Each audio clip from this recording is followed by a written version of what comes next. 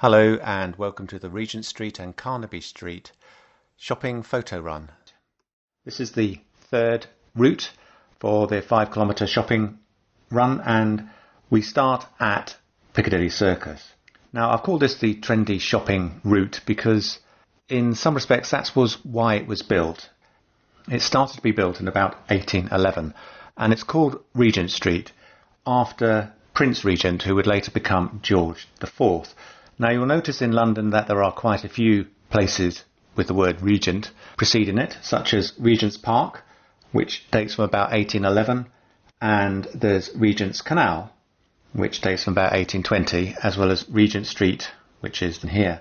Now, the Prince Regent was ruling on behalf of his father, George III, who had become incapacitated. It was thought that his father was suffering from either a disease called porphyria or suffering from bipolar. Prince Regent was in effect acting as king, but he was quite an extravagant prince and he always liked the high life. And he had this idea that after the defeat of Wellington, that he wanted to make London look better than Paris.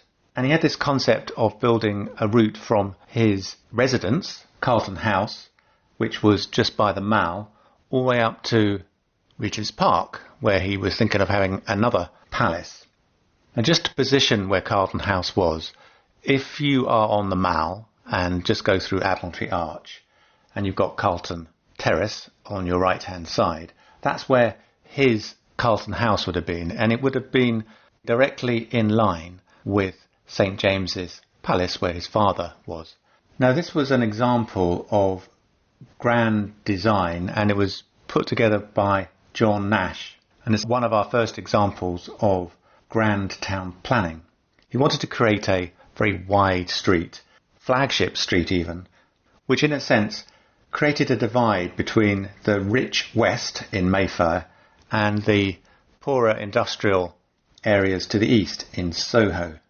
Now, it's quite interesting in terms of this divide because that was actually going on inside the country. So if you can imagine, we're in the midst of the Industrial Revolution, and in the north there was quite a bit of unrest, and in fact in 1819 there was the Portaloo massacre, which was about getting greater reform, because there was an instance where he had about 1 million people with only about 1 or 2 MPs looking after their interest.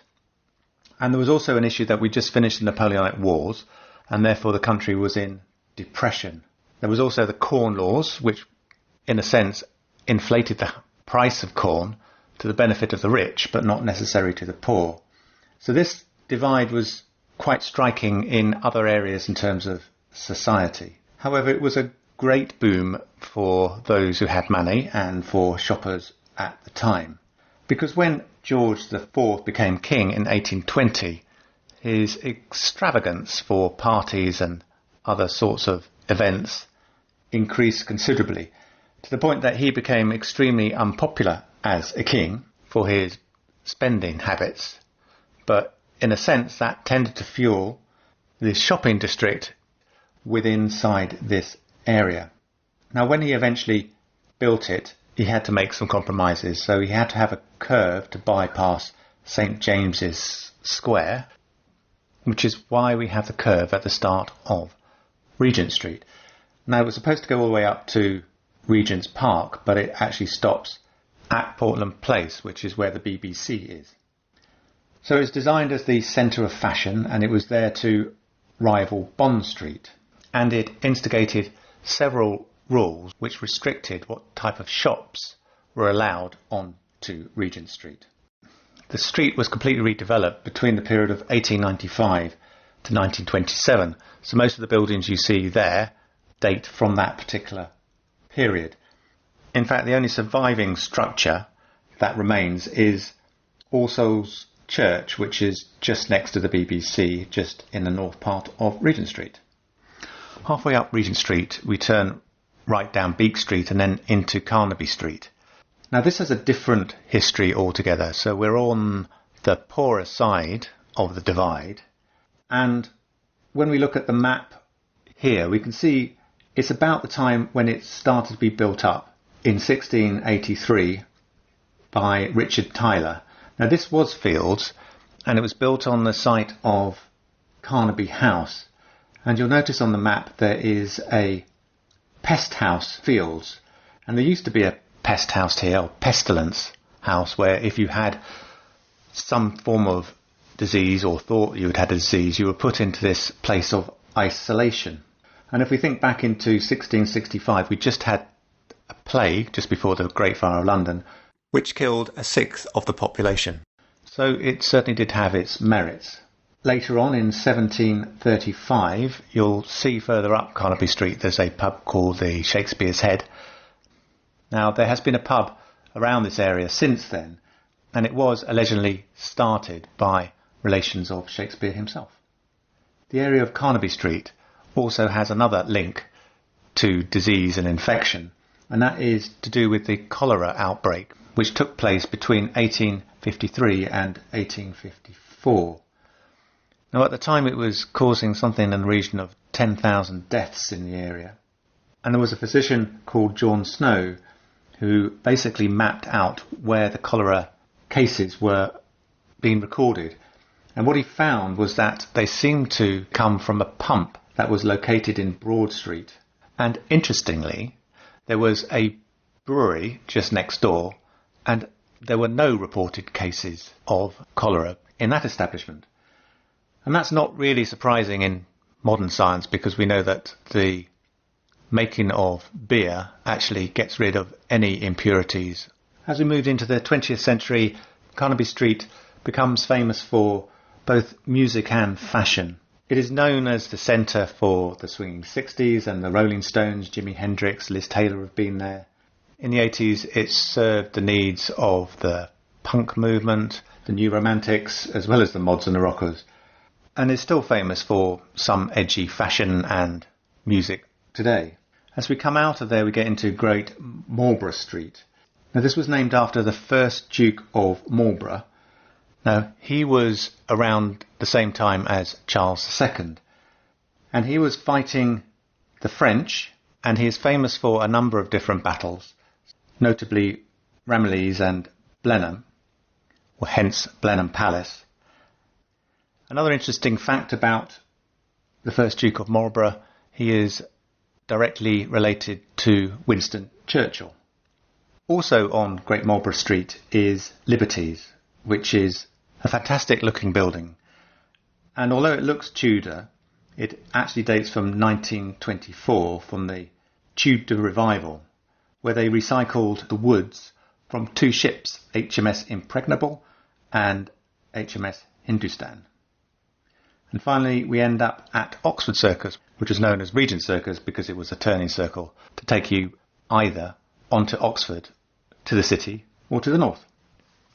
And just to finish it off, here's a couple of other images of what London might have looked like just at the turn of the century. Okay, let's have a look at how Regent Street looks in today's format. Now the first picture we see here shows the shops that are currently in Regent Street, both on the west and the east side. And you can see from that list that there is a large number of shops covering all sorts of different commodities, all of which could be classed as high fashion, trendy and essential.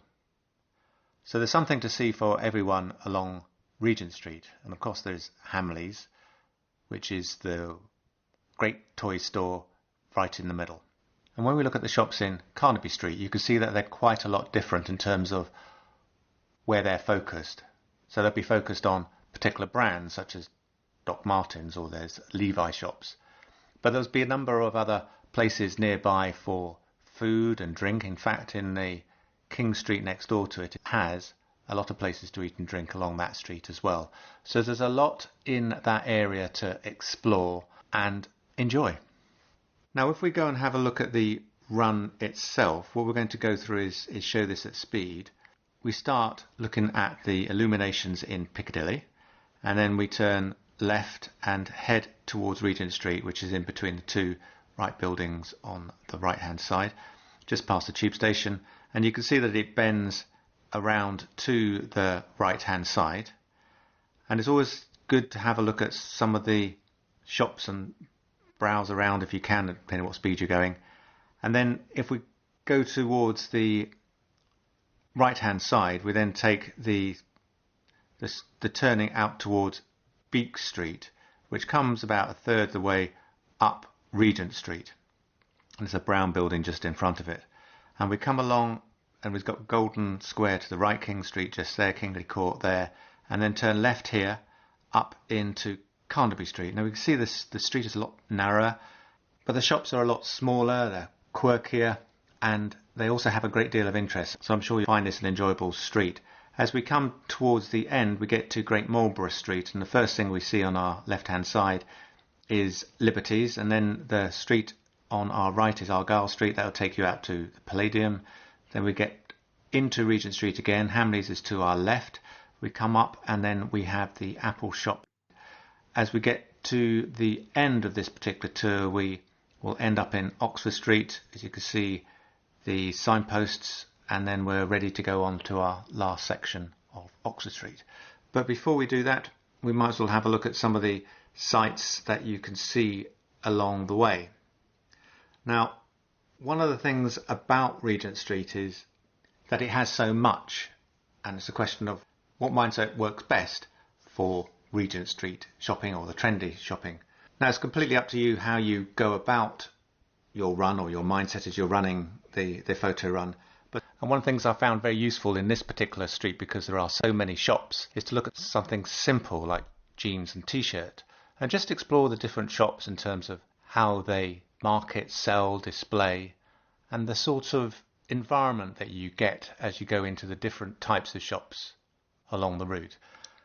And they will vary based on the ones that you see in Regent Street as well as Carnaby Street.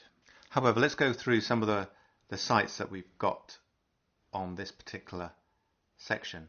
So the first one we see is the entrance to Regent Street. So you have the Sting department store and Ripley's, which is an entertainment venue, just at the side of Shaftesbury Avenue.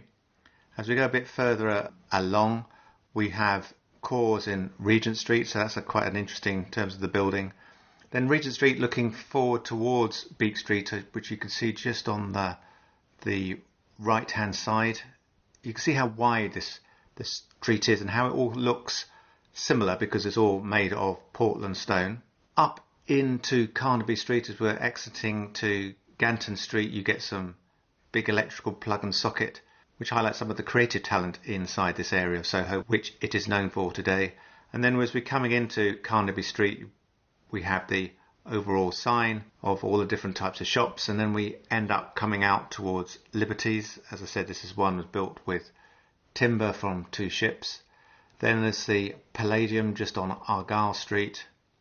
Then there's Hamleys, which you have to come back down to Regent Street to see. This is a huge toy store. And then we get a bit further up, we've got the Apple store before we finally finish off at Oxford Street. If you continue beyond Oxford Circus, just continue up Regent Street, you do get to the Langham Hotel and the All Saints Church at Langham Place, as well as the BBC. But we come back to Oxford Street to get ourselves ready for the last part of the run down into Oxford Street. Okay.